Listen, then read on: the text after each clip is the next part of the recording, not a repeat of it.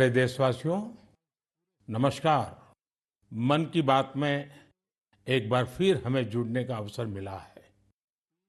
आज का ये एपिसोड मुझे भावुक करने वाला है। मुझे बहुत सी पुरानी यादों से घेर रहा है। कारण ये है कि मन की बात की हमारी इस यात्रा को 10 साल पूरे हो रहे हैं।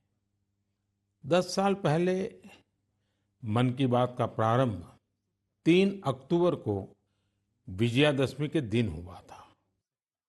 और ये कितना पवित्र संयोग है कि इस साल 3 अक्टूबर को जब मन की बात के 10 वर्ष पूरे होंगे, तब नवरात्रि का पहला दिन होगा। मन की बात की इस लंबी यात्रा के कई ऐसे पड़ाव हैं जिन्हें मैं कभी भूल नहीं सकता।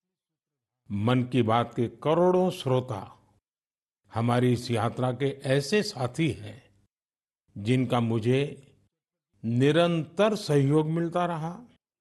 देश के कोने कोने से उन्होंने जानकारियां उपलब्ध कराई। मन की बात के श्रोता ही इस कार्यक्रम के असली सूत्रधार हैं। आमतौर पर एक धारणा ऐसी घर कर गई है कि जब तक चटपटी बातें न हो, नकारात्मक बातें न हो, तब तक उसको ज्यादा तवज्जो नहीं मिलती है। लेकिन मन की बात ने साबित किया है कि देश के लोगों में पॉजिटिव जानकारी की कितनी भूख है। पॉजिटिव बातें, प्रेरणा से भर देने वाले उदाहरण, हौसला देने वाली गाथाएं लोगों को बहुत पसंद आती हैं। जैसे एक पक्षी होता है चकोर, जिसके बारे में कहा जाता है कि वो सिर्फ वर्षा की बूंद ही पीता है। मन की बात में हमने देखा कि लोग भी चकोर पक्षी की तरह देश की उपलब्धियों को, लोगों की सामूहिक उपलब्धियों को कितने गर्व से सुनते हैं। मन की बात की 10 वर्ष की यात्रा ने एक ऐसी माला तैयार की है जिसमें हर एपिसोड के साथ नई गाथाएं, नए कीर्तिमान, नए व्यक्तित्व जुड़ जाते हैं। हमारे समाज में सामूहिकता की भावना के साथ जो भी काम हो रहा हो, उन्हें मन की बात के द्वारा सम्मान मिलता है। मेरा मन भी तभी गर्व से भर जाता है जब मैं मन की बात के लिए आई चिट्ठियों को पढ़ता हूं। हमारे देश में कितने प्रतिभावान लोग हैं। उनमें देश और समाज की सेवा करने का कितना जज्बा है। वो लोगों की निस्वार्थ भाव से सेवा करने में अपना पूरा जीवन समर्पित कर देते हैं। उनके बारे में जानकर मैं ऊर्जा से भर जाता हूं। मन की बात की ये पूरी प्रक्रिया मेरे लिए ऐसी है जैसे मंदिर जाकर के ईश्वर के दर्शन करना। मन की बात की हर बात को, हर घटना को, हर चिट्ठी को मैं याद करता हूं, तो ऐसा लगता है कि मैं जनता जनार्दन, जो मेरे लिए ईश्वर का रूप है, मैं उनका दर्शन कर रहा हूं। साथियों, मैं आज दूरदर्शन, प्रसार भारती और ऑल इंडिया रेडियो से जुड़े सभी लोगों की भी सराहना करूंगा। उनके अथक प्रयासों से मन की बात इस महत्वपूर्ण पड़ाव तक पहुंचा है। मैं विभिन्न टीवी चैनल्स को, रीजनल टीवी चैनल्स का भी आभारी हूं, जिन्होंने लगातार इसे दिखाया है। मन की बात के द्वारा हमने जिन मुद्दों को उठाया, उन्हें लेकर कई मीडिया हाउसेज ने मुहिम भी चलाई। मैं प्रिंट मीडिया को भी धन्यवाद देता हूं कि उन्होंने इसे घर घर तक पहुंचाया। मैं उन यूट्यूबर्स को भी धन्यवाद दूंगा जिन्होंने मन की बात पर अनेक कार्यक्रम किए। इस कार्यक्रम को देश की 22 भाषाओं के साथ 12 विदेशी भाषाओं में भी सुना जा सकता है। मुझे अच्छा लगता है जब लोग ये कहते हैं कि उन्होंने मन की बात कार्यक्रम को अपनी स्थानीय भाषा में सुना। आप में से बहुत से लोगों को ये पता होगा कि मन की बात कार्यक्रम पर आधारित एक क्विज कंपटीशन भी चल रहा है जिसमें कोई भी व्यक्ति हिस्सा ले सकता है। mygov.in पर जाकर आप इस कंपटीशन में हिस्सा ले सकते हैं और इनाम भी जीत सकते हैं। आज इस महत्वपूर्ण पड़ाव पर मैं एक बार फिर आप सबसे आशीर्वाद मांगता हूं। पवित्र मन और पूर्ण समर्पण भाव से मैं इसी तरह भारत के लोगों की महानता के गीत गाता रहूं। देश की सामूहिक शक्ति को हम सब इसी तरह सेलिब्रेट करते रहें, यही मेरी ईश्वर से प्रार्थना है, जनता जनार्दन से प्रार्थना है। मेरे प्यारे देशवासियों, पिछले कुछ सप्ताह से देश के अलग अलग हिस्सों में जबरदस्त बारिश हो रही है। बारिश का ये मौसम हमें याद दिलाता है कि जल संरक्षण कितना जरूरी है, पानी बचाना कितना जरूरी है। बारिश के दिनों में बचाया गया पानी जल संकट के महीनों में बहुत मदद करता है और यही कैच द रेन जैसे अभियानों की भावना है। मुझे खुशी है कि पानी के संरक्षण को लेकर कई लोग नई पहल कर रहे हैं। ऐसा ही एक प्रयास उत्तर प्रदेश के झांसी में देखने को मिला है। आप जानते ही हैं कि झांसी बुंदेलखंड में है, जिसकी पहचान पानी की किल्लत से जुड़ी हुई है। यहाँ झांसी में कुछ महिलाओं ने गुरारी नदी को नया जीवन दिया है।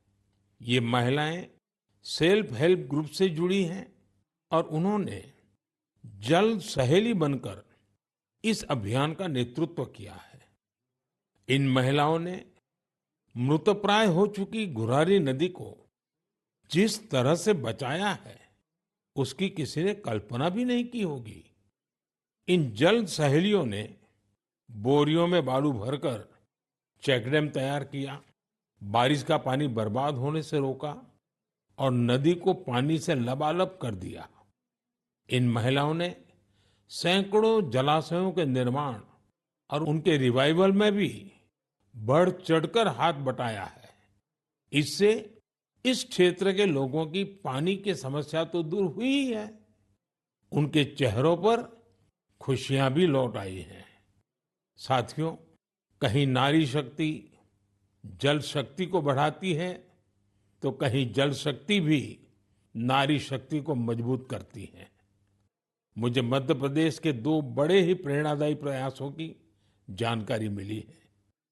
यहाँ डिंडोरी के रायपुरा गांव में एक बड़े तालाब के निर्माण से भूजल स्तर काफी बढ़ गया है। इसका फायदा इस गांव की महिलाओं को मिला। यहाँ शारदा आजीविका स्वयं सहायता समूह, इससे जुड़ी महिलाओं को मछली पालन का नया व्यवसाय भी मिल गया। इन महिलाओं ने फिश पार्लर भी शुरू किया है, जहां होने वाली मछलियों की बिक्री से उनकी आय भी बढ़ रही है।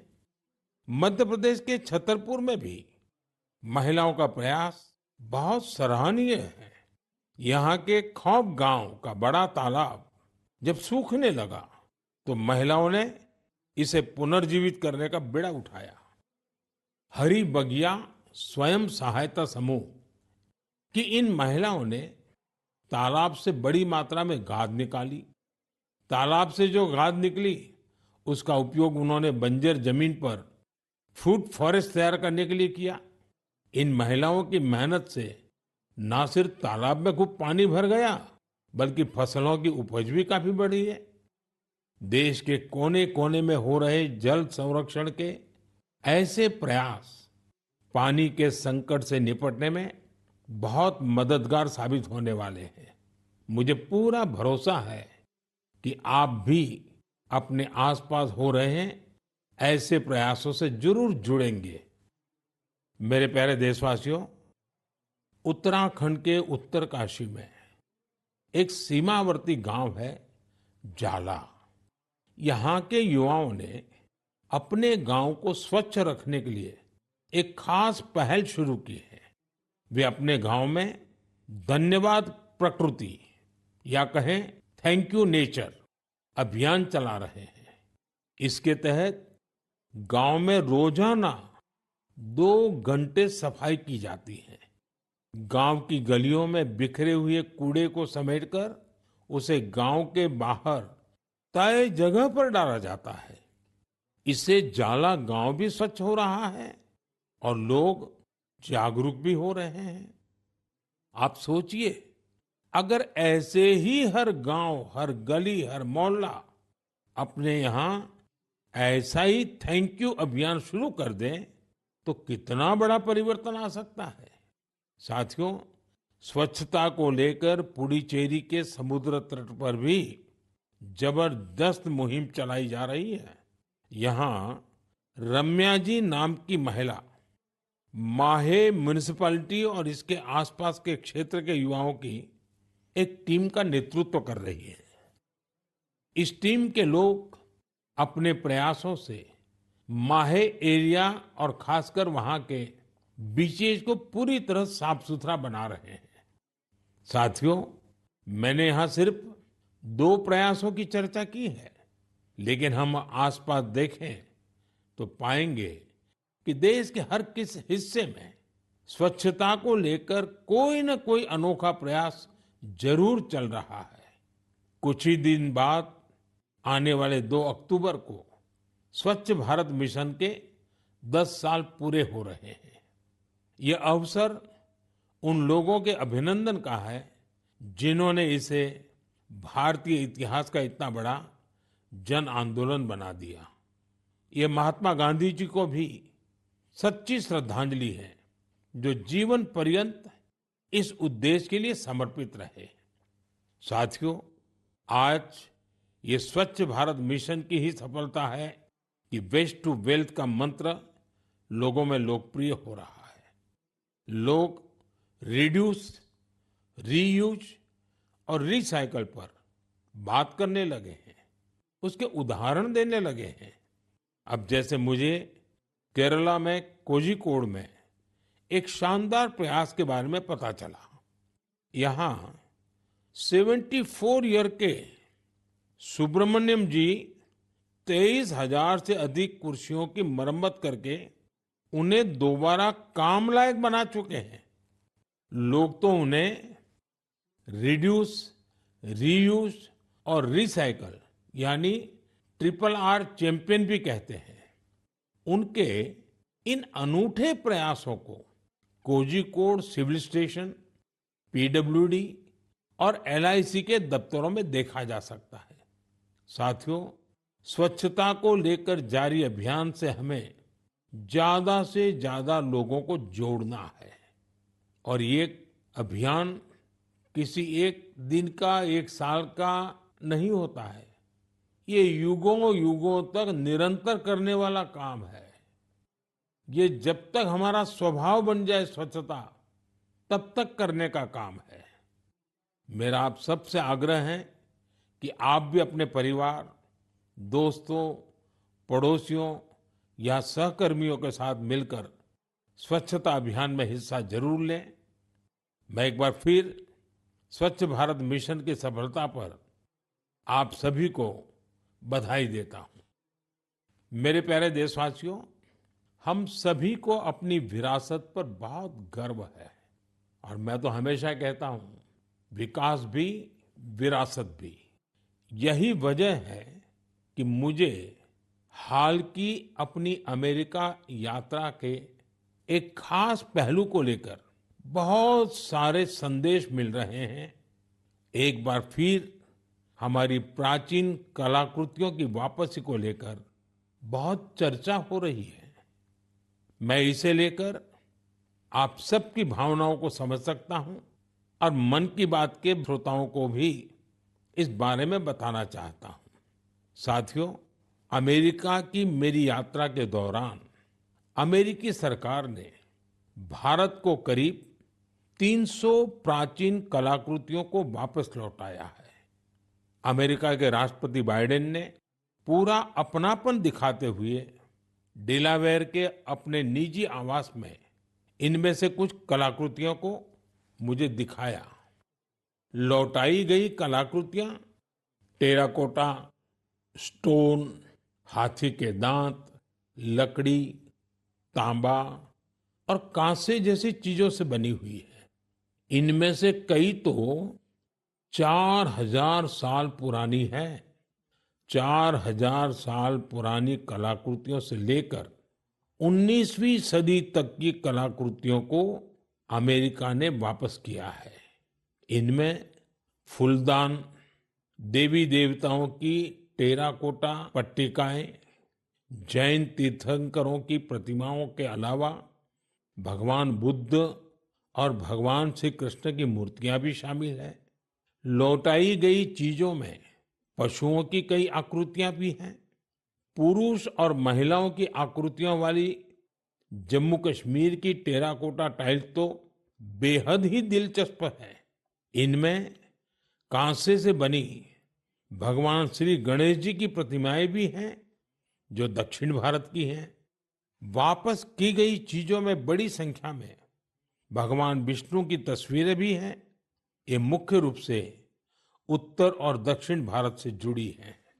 इन कलाकृतियों को देखकर पता चलता है कि हमारे पूर्वज बारीकियों का कितना ध्यान रखते थे। कला को लेकर उनमें गजब की सूझबूझ थी।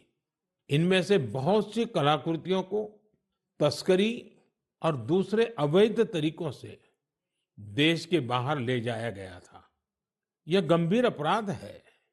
एक तरह से यह अपनी विरासत को खत्म करना जैसा है। लेकिन मुझे इस बात की बहुत खुशी है कि पिछले एक दशक में ऐसी कई कलाकृतियां और हमारी बहुत सारी प्राचीन धरोहरों की घर वापसी हुई है। इस दिशा में आज भारत कई देशों के साथ मिलकर काम भी कर रहा है। मुझे विश्वास है, जब हम अपनी विरासत पर गर्व करते हैं तो दुनिया भी उसका सम्मान करती है। और उसी का नतीजा है कि आज विश्व के कई देश हमारे यहाँ से गई हुई ऐसी कलाकृतियों को हमें वापस दे रहे हैं। मेरे प्यारे साथियों, अगर मैं पूछूं कि कोई बच्चा कौन सी भाषा सबसे आसानी से और जल्दी सीखता है, तो आपका जवाब होगा मातृभाषा। हमारे देश में लगभग 20,000 भाषाएं और बोलियां हैं, और ये सब की सब किसी न किसी की तो मातृभाषा है ही है। कुछ भाषाएं ऐसी हैं जिनका उपयोग करने वालों की संख्या बहुत कम है। लेकिन आपको ये जानकर खुशी होगी कि उन भाषाओं को संरक्षित करने के लिए आज अनोखे प्रयास हो रहे हैं। ऐसी ही एक भाषा है हमारी संथाली भाषा। संथाली को डिजिटल इनोवेशन की मदद से नई पहचान देने का अभियान शुरू किया गया है। संथाली हमारे देश के कई राज्यों में रह रहे संथाल जनजातीय समुदाय के लोग बोलते हैं। भारत के अलावा बांग्लादेश, नेपाल और भूटान में भी संथाली बोलने वाले आदिवासी समुदाय मौजूद है। संथाली भाषा की ऑनलाइन पहचान तैयार करने के लिए ओडिशा के मयूरभंज में रहने वाले श्रीमान रामजी टूडू एक अभियान चला रहे हैं। रामजीत जी ने एक ऐसा डिजिटल प्लेटफॉर्म तैयार किया है जहां संथाली भाषा से जुड़े साहित्य को पढ़ा जा सकता है और संथाली भाषा में लिखा जा सकता है। दरअसल कुछ साल पहले जब रामजीत जी ने मोबाइल फोन का इस्तेमाल शुरू किया, तो इस बात से दुखी हुए कि वो अपनी मातृभाषा में संदेश नहीं दे सकते। इसके बाद वो संथाली भाषा की लिपि ओल्ड चिकी को टाइप करने की संभावनाएं तलाश करने लगे। अपने कुछ साथियों की मदद से उन्होंने ओल्ड चिकी में टाइप करने की तकनीक विकसित कर ली। आज उनके प्रयासों से संथाली भाषा में लिखे लेख लाखों लोगों तक पहुंच रहे हैं। साथियों, जब हमारे दृढ़ संकल्प के साथ सामूहिक भागीदारी का संगम होता है, तो पूरे समाज के लिए अद्भुत नतीजे सामने आते हैं। इसका सबसे ताजा उदाहरण है एक पेड़ मां के नाम। ये अभियान अद्भुत अभियान रहा। जन भागीदारी का ऐसा उदाहरण वाकई बहुत प्रेरित करने वाला है। पर्यावरण संरक्षण को लेकर शुरू किए गए इस अभियान में देश के कोने कोने में लोगों ने कमाल कर दिखाया है। उत्तर प्रदेश, गुजरात, मध्य प्रदेश, राजस्थान और तेलंगाना ने लक्ष्य से अधिक संख्या में पौधारोपण कर नया रिकॉर्ड बनाया है। इस अभियान के तहत उत्तर प्रदेश में 26 करोड़ से ज्यादा पौधे लगाए गए। गुजरात के लोगों ने 15 करोड़ से ज्यादा पौधे रोपे। राजस्थान में केवल अगस्त महीने में ही 6 करोड़ से अधिक पौधे लगाए गए हैं। देश के हजारों स्कूल भी इस अभियान में जोर शोर से हिस्सा ले रहे हैं। साथियों, हमारे देश में पेड़ लगाने के अभियान से जुड़े कितने ही उदाहरण सामने आते रहे हैं। ऐसा ही एक उदाहरण है तेलंगाना के एन राजशेखर जी का।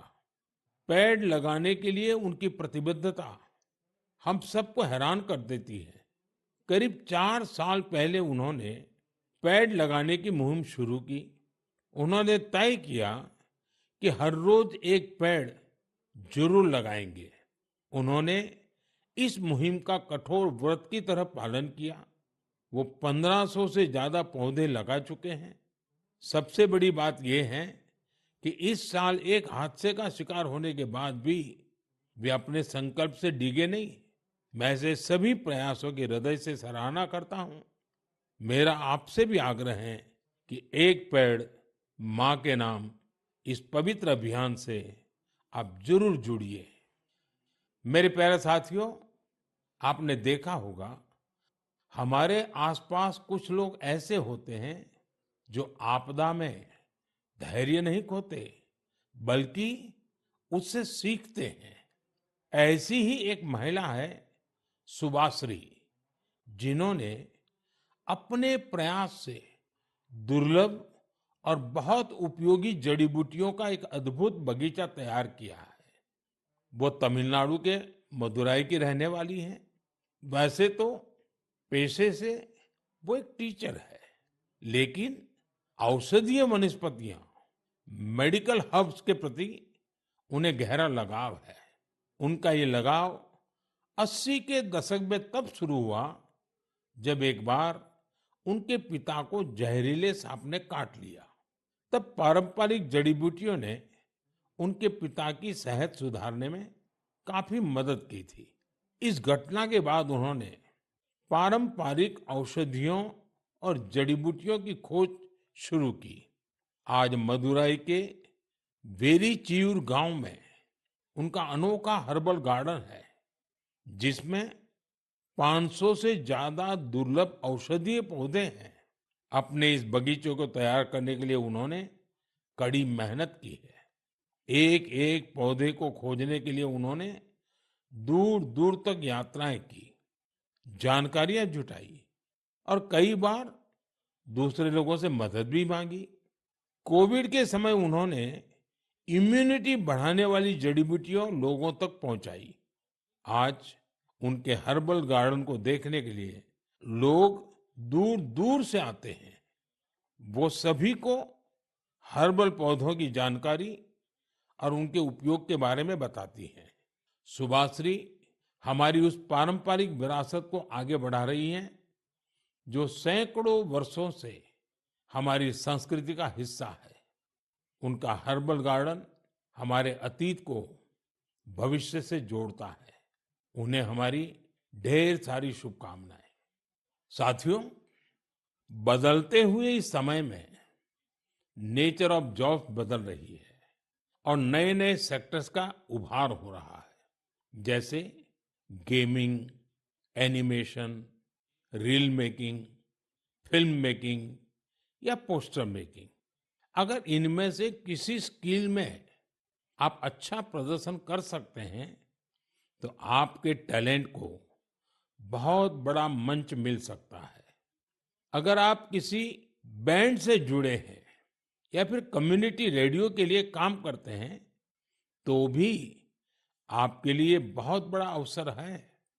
आपके टैलेंट और क्रिएटिविटी को बढ़ावा देने के लिए भारत सरकार का सूचना और प्रसारण मंत्रालय ने क्रिएट इन इंडिया इस थीम के तहत 25 चैलेंजेस शुरू किए हैं। ये चैलेंजेस आपको जरूर दिलचस्प लगेंगे। कुछ चैलेंजेस तो म्यूजिक, एजुकेशन और यहाँ तक कि एंटी पायरेसी पर भी फोकस्ड है। इस आयोजन में कई सारे प्रोफेशनल ऑर्गेनाइजेशन भी शामिल हैं, जो इन चैलेंजेस को अपना पूरा सपोर्ट दे रहे हैं। इनमें शामिल होने के लिए आप wavesindia.org पर लॉगिन कर सकते हैं। देश भर के क्रिएटर से मेरा विशेष आग्रह है कि वे इसमें जरूर हिस्सा लें और अपनी क्रिएटिविटी को सामने लाएं। मेरे प्यारे देशवासियों, इस महीने एक और महत्वपूर्ण अभियान के 10 साल पूरे हुए हैं। इस अभियान की सफलता में देश के बड़े उद्योगों से लेकर छोटे दुकानदारों तक का योगदान शामिल है। मैं बात कर रहा हूं मेक इन इंडिया की। आज मुझे ये देखकर बहुत खुशी मिलती है कि गरीब, मध्यम वर्ग और एमएसएमईज को इस अभियान से बहुत फायदा मिल रहा है। इस अभियान ने हर वर्ग के लोगों को अपना टैलेंट सामने लाने का अवसर दिया है। आज भारत मैन्युफैक्चरिंग का पावर हाउस बना है और देश की युवा शक्ति की वजह से दुनिया भर की नजरें हम पर है। ऑटोमोबाइल्स हो, टेक्सटाइल्स हो, एविएशन हो, इलेक्ट्रॉनिक्स हो या फिर डिफेंस, हर सेक्टर में देश का एक्सपोर्ट लगातार बढ़ रहा है। देश में एफडीआई का लगातार बढ़ना भी हमारे मेक इन इंडिया की सफलता की गाथा कह रहा है।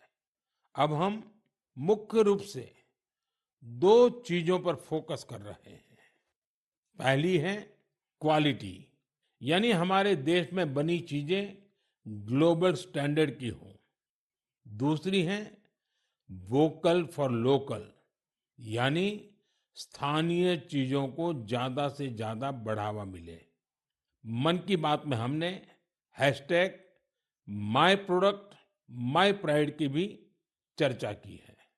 लोकल प्रोडक्ट को बढ़ावा देने से देश के लोगों को किस तरह से फायदा होता है, इसे एक उदाहरण से समझा जा सकता है।